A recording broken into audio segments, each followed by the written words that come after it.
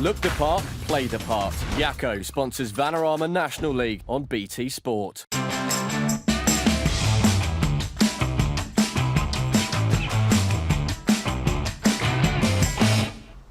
Hello, good to have you with us for the Vanarama National League highlight show on BT Sport. It's a bit of a shorter one this week, and that's because we have 9 of our clubs involved in the FA Trophy third round, but we have still got on the way all the action from England's 5th tier, starting with this. With Forest Green in FA Trophy action, Dagenham and Redbridge could go second. Visitors Chester had conceded 6 goals on each of their previous 2 trips to Victoria Road. And John McCarthy's men must have had that sinking feeling again when Fajiri Okanabiri was brought down by Blaine Hudson after 6 minutes. Top scorer Oliver Hawkins stepped up, but goalkeeper Liam Roberts guessed the right way and parried to safety. Chester's Elliot Durrell has scored from inside his own half this season. He tried his luck from 30 yards this time. Elliot Justum with the save. The game's first goal came right before the break from the Daggers. Jake Shepherd, who's on loan from Reading, shot through a crowd of players to give the hosts the lead on his home debut. But Chester were faster out of the blocks in the second half as they looked to breathe new life into their playoff bid. Luke George, back from suspension, first to the ball inside the area to peg back Dagenham 5 minutes after the interval. And the game was turned on its head before the hour mark. Neat build-up and a fabulous finish from Tom Shaw as his side honed in on their second win in 6 matches. John Still's team threw everything at the away side in the closing stages, and they were rewarded with another spot kick. Leo Donnellan's header saved brilliantly by the hand of Chester defender Johnny Hunt. A red card for Hunt and a penalty with 4 minutes to go. Hawkins passed on the responsibility to Corey Whiteley, who just beat Roberts to draw Dagenham level. And there was to be a sting in the tail in the 94th minute. Paul Benson's header came back off the bar. Jordan Maguire drew with the rebound to seal a dramatic victory for Dagenham and Redbridge, now just 3 points behind the league leaders, Lincoln. I think they genuinely deserved to be 2-1 up, I really did. But we finished fantastic. I think that you have to find all ways of winning. We're not going to play great every week. We had a great win last week and played very well. We know we can score goals. We've scored goals all season. We know we can score goals. It's funny how football is, but once we equalised, I thought we'd win. We knew they had lots of options from the bench that they were going to be able to put on, and that was going to be our biggest problem. And they used them, and that's the extra strength and depth that maybe a Dagenham have that has been able to take the game away from us at the end. But we'll get there. We'll work hard and we'll start to get to those type of levels. Wrexham's playoff hopes looked all but over a month ago, but a run of 4 home wins on the bounce had given Dean Keats and his players an outside chance of reaching the top 5. They welcomed third from bottom Guiseley to the racecourse ground, but Adam Lockwood's side had picked up back-to-back victories, and they started on the front foot as Jake Cassidy's header was tipped over by Chris Dunn. Take 2 for Guiseley from the resulting corner. Cassidy this time planted his header into the top corner. The visitors in front after 11 minutes. The fans in North Wales were treated to something special on the half-hour mark. Step forward, Ntumba Masanka with a spectacular equaliser. The 20-year-old on loan from Bromley with a first-ever senior goal that he will never forget. Wrexham top scorer John Rooney was on the bench. He's reportedly 1 start away from triggering a lucrative new contract at the club. 2 minutes after coming on, he tapped in to give the home side the advantage. Rooney was keen to show his worth a new deal. This outrageous free kick in stoppage time outfoxed Guiseley goalkeeper Johnny Maxted. Rooney taking his tally to 11 for the season, but it was his young teammate that hogged the headlines. The tempo went right for the first 25 minutes, and the intensity wasn't there, obviously, but the goal, I think, summed up the tempo we wanted. Richard's got the ball, quick throw in, set back to him, got it at his feet, great delivery, Tom's great bit of skill. A moment of individual quality. It's obviously put us back on the back foot, but that's football, that's why everybody's likes it, and gets involved in it, enthralled. That's what we're all stood here now. So, you know, fair play. In midweek, struggling Southport sacked manager Steve Burr after less than 5 months in charge. The club's next appointment will be their 9th in under 4 years. Director of football Liam Watson was caretaker boss for the trip to Gateshead, and his side had the first clear opening as Jamie Allen was denied by James Montgomery on his debut. Neil Aspin's team were looking to close the gap on the top 5, and after almost half an hour they led on Tyneside. James Bolton's effort was blocked, but his delivery headed home by Jordan Burrow. 3 goals in a Gateshead shirt for Burrow since signing from Halifax. The visitors could have levelled soon after when Montgomery fumbled and Liam Nolan hit the woodwork. Southport keeper Magnus Norman was then in action, tipping Manny Smith's header over the bar.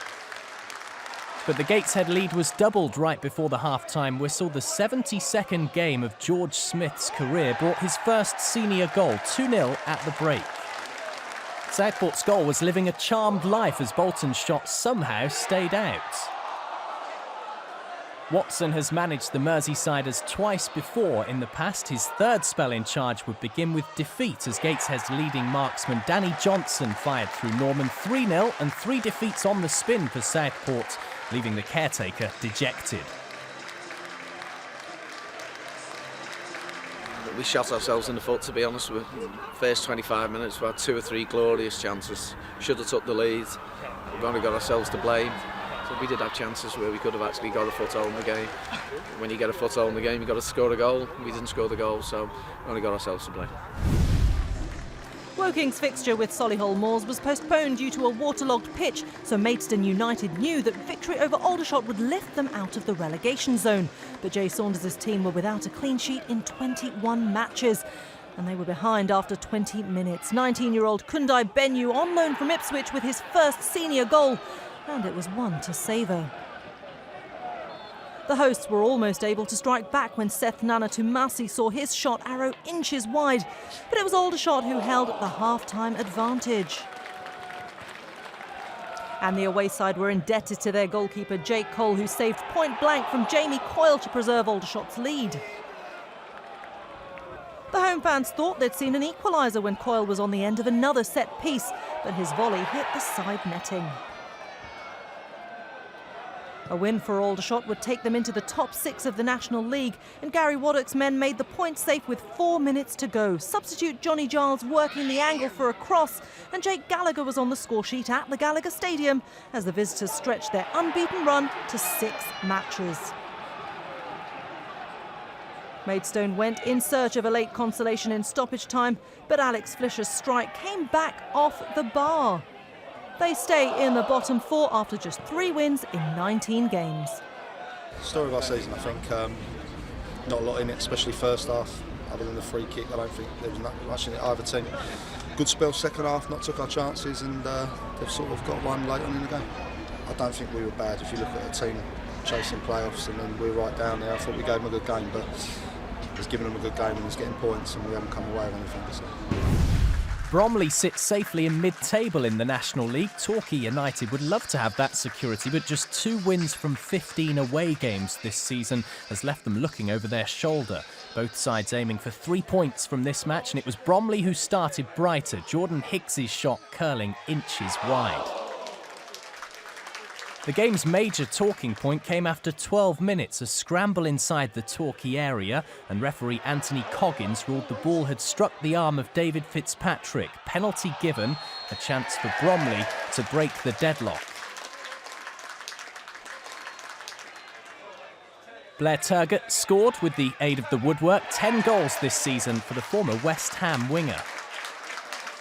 Kevin Nicholson's men came out fighting. First, Dan Sparks picked out Fitzpatrick, who almost made amends when he forced a fine save from the fingertips of Alan Julian.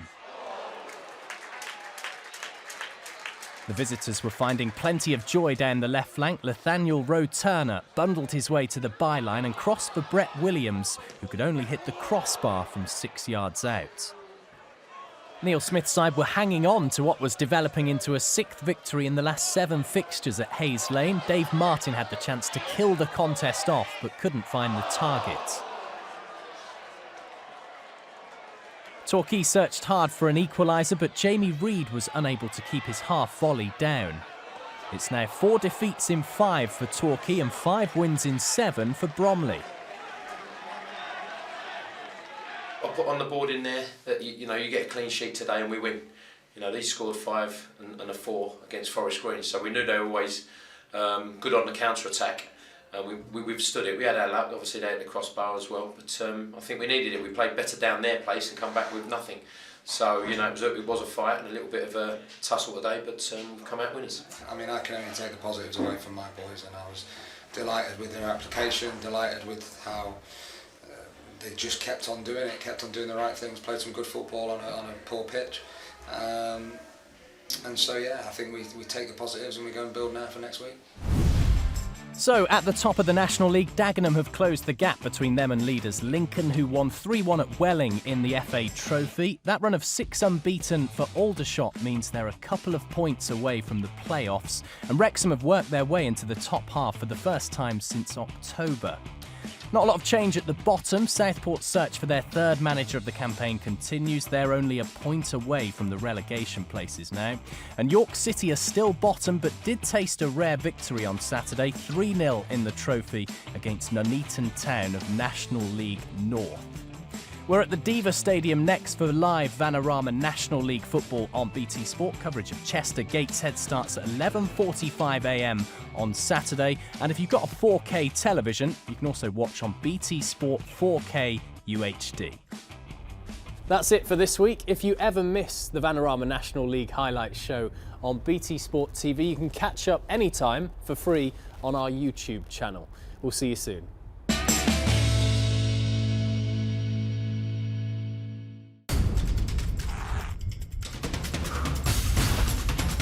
Look the part, play the part. Yakko sponsors Vanarama National League on BT Sport.